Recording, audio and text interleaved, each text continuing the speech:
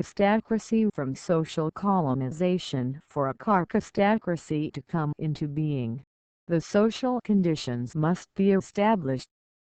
This relates to the population of the nation concerned, and the segments of in which the citizens come under, or else fall into by default.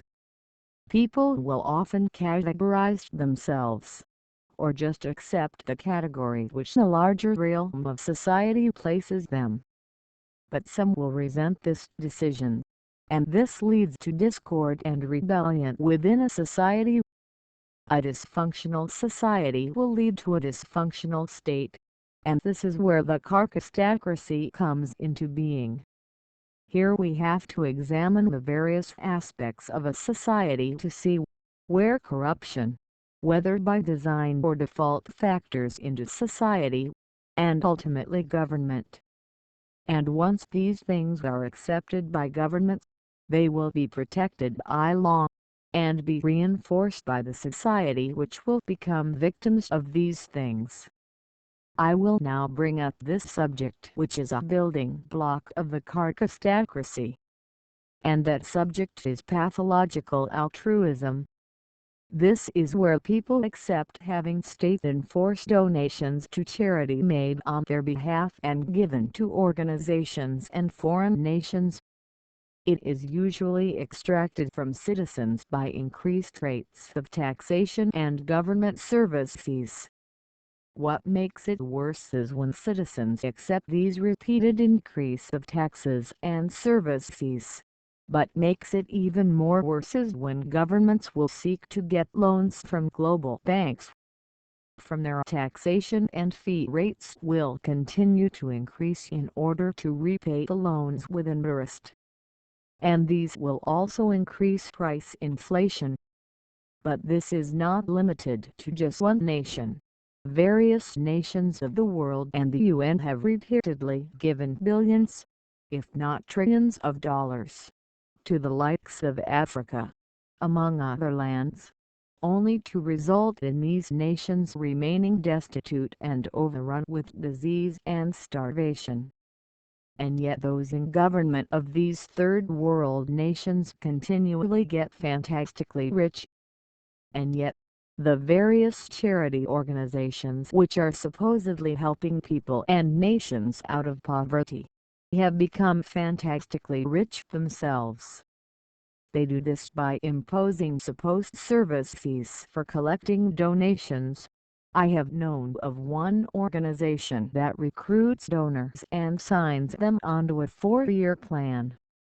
For the first year the charity takes 95% of the donation, but reduces that amount by 30% per year for the remaining 3 years.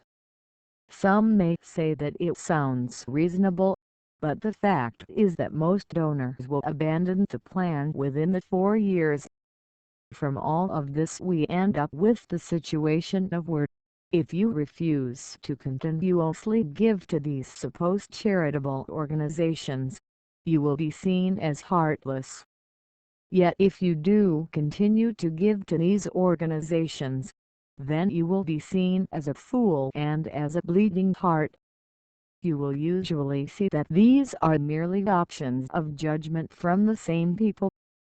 Compare it to a coin toss, where it is a case of heads they win, and tails you lose.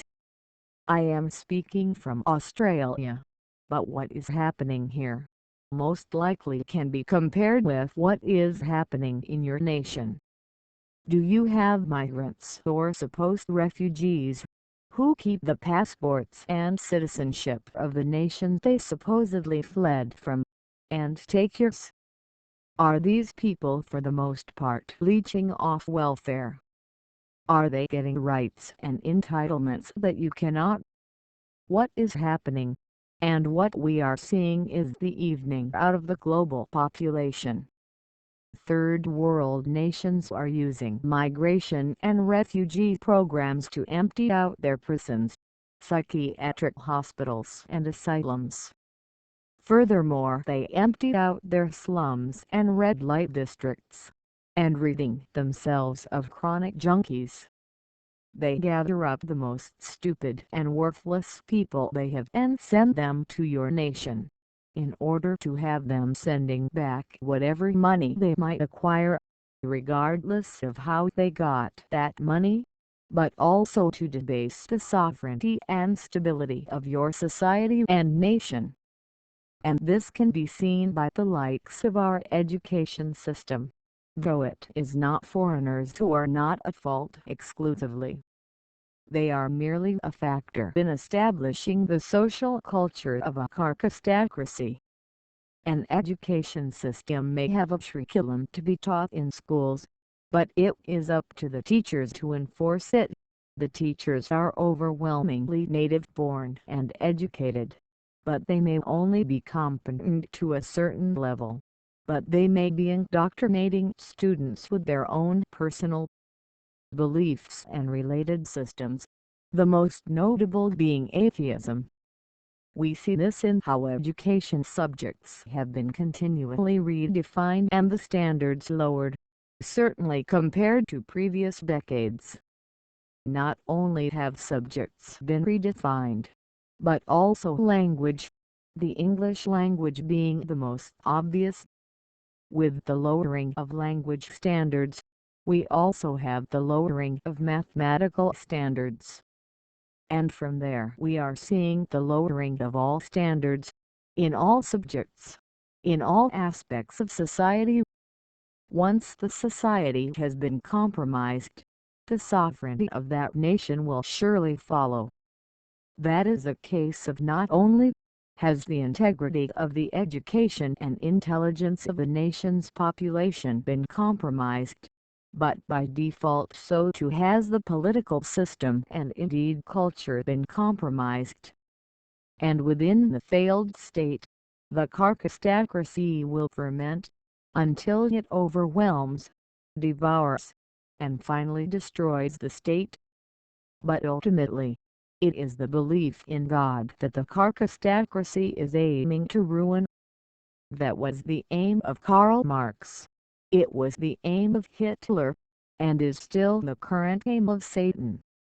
And Satan continues to fight this war on and through various fronts such as psychiatry and psychology, the recently established front of the transgender movement, where people seek to override the laws of nature and biology. Now we have sexual perversions no longer considered perversions, just like how molesting children is no longer called paedophilia, but is now called adult minor romantic attraction.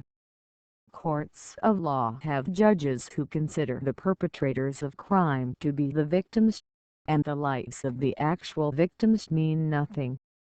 All these various fronts are achieving the Satan's plan of the reversal of order. And once again you are paying for it. You will pay by your time, your money, and indeed your soul. We see how a kakistocracy spreads over our nations like a spider web. Every aspect of society has a thread of the web on it, and it will stick on to hand trap every living creature.